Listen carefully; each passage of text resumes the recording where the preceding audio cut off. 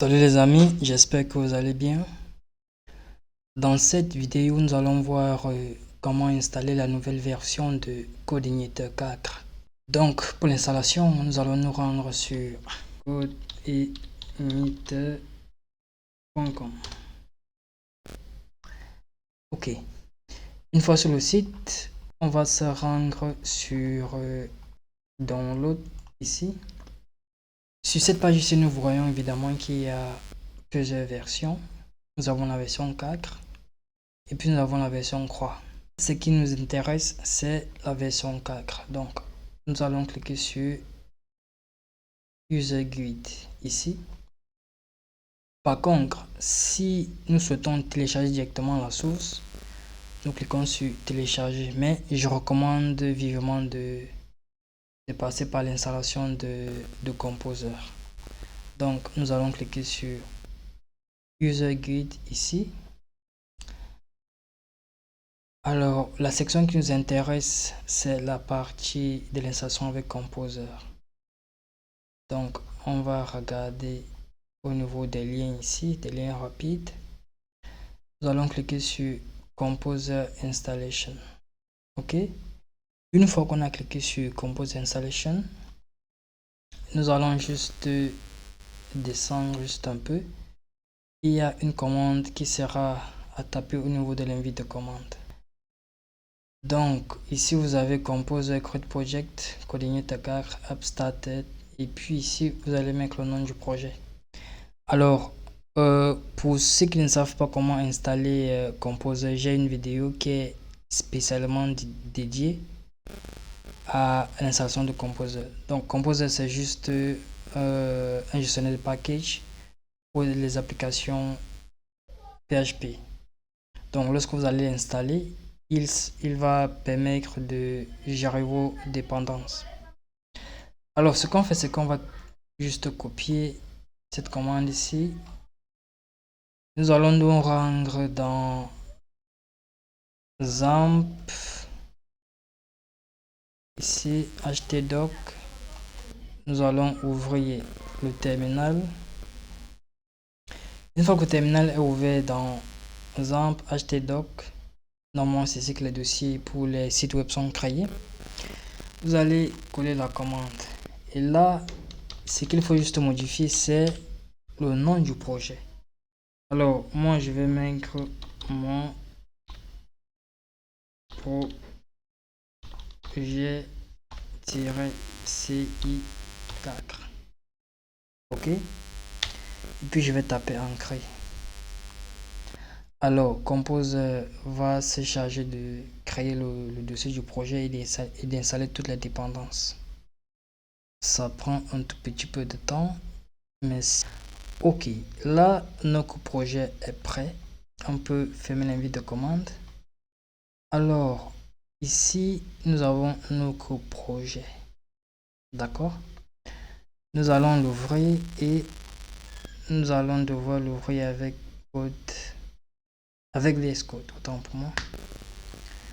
Alors, on va cliquer sur Crust. OK. Alors ici, vous avez l'architecture de votre application. Pour ceux qui regardent les vidéos continuellement, je pense que j'ai une vidéo qui parle de l'architecture de Codeinator.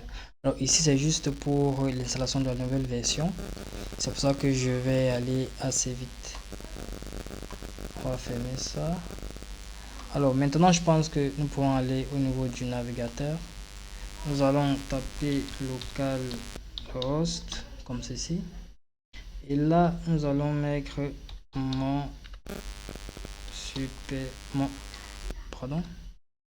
projet CI4.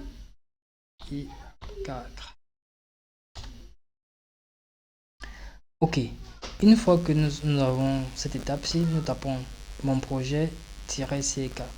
Nous entrons directement à l'intérieur de la liste de nos dossiers. Oh, c'est pas ce que nous voulons forcément. Donc, ce qu'il faut faire, c'est que nous allons revenir au niveau de notre projet, au niveau du fichier MVK ici, nous allons le copier comme ceci. Puis nous allons coller une seconde, nous allons coller et puis nous allons le renommer juste en .inf. Ok, donc à ne pas confondre, vous avez le inf ici qui va servir de template en fait pour pouvoir créer notre fichier .inf. Alors à l'intérieur, ce qu'il faut modifier, par exemple, lorsque nous sommes en train de travailler en développement, nous allons supprimer le JS qui est ici. Il faut noter que le JS signifie que cette ligne là est ignorée, c'est en fait un commentaire. Donc nous allons mettre development ici. Ok, alors une fois qu'on a mis development, la seconde chose c'est de pouvoir configurer le base URL ici. Alors pour le base URL c'est très important parce que l'application sera redirigée vers cette URL lorsqu'on va pouvoir taper au niveau de la barre d'adresse. Donc ce qu'il faut mettre ici c'est http comme ceci, localhost, ok, et là on va mettre mon projet CI4 et on n'oublie pas de mettre le slash à la fin. On enregistre, mais c'est pas tout. Alors lorsqu'on revient ici, nous actualisons, nous voyons que nous avons effectivement la même chose. Alors ce qu'il faut faire maintenant par la suite, c'est que nous allons déplacer, nous allons entrer dans le dossier public, nous allons déplacer htdoc index au niveau du dossier racine. Donc je vais prendre, si je vais glisser ici, ok, puis je vais prendre index, je vais glisser ici également, ok, ça c'est bon. Si je reviens au niveau de l'application et j'actualise, ok, là ça vous dit que nous avons effectivement une erreur.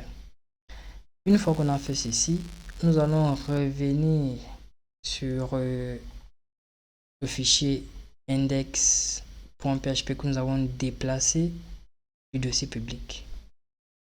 Alors à partir d'ici, nous allons descendre au niveau de la ligne 34 ici, puisque le dossier pardon, puisque le fichier se trouvait dans le public et que il a été déplacé d'un cran, nous allons juste venir ici et nous allons supprimer le point. On enregistre. Une fois qu'on a enregistré, nous revenons ici et on actualise. Donc ça c'est une étape très importante. Elle nous permet de supprimer l'index.php au niveau de nos URL. Sinon, nous allons être obligés d'utiliser dans nos URL index.php plus un autre segment de nos URL. Alors, c'est très important. Donc, ici, vous avez la version 4.4 de Codeigniter qui est installée. Ok. Je pense que pour la suite, nous allons pouvoir essayer de continuer sur ce projet-ci. Nous allons voir les modèles, les vues et les contrôleurs. Au fur et à mesure, nous allons voir comment implémenter, par exemple, l'authentification, l'enregistrement des utilisateurs, et ainsi de suite. Alors, si vous avez aimé la vidéo, je vous recommande de m'encourager en vous abonnant ou en laissant un commentaire. Je serai très heureux de vous répondre. Alors, nous on se dit à la prochaine vidéo. Allez, ciao.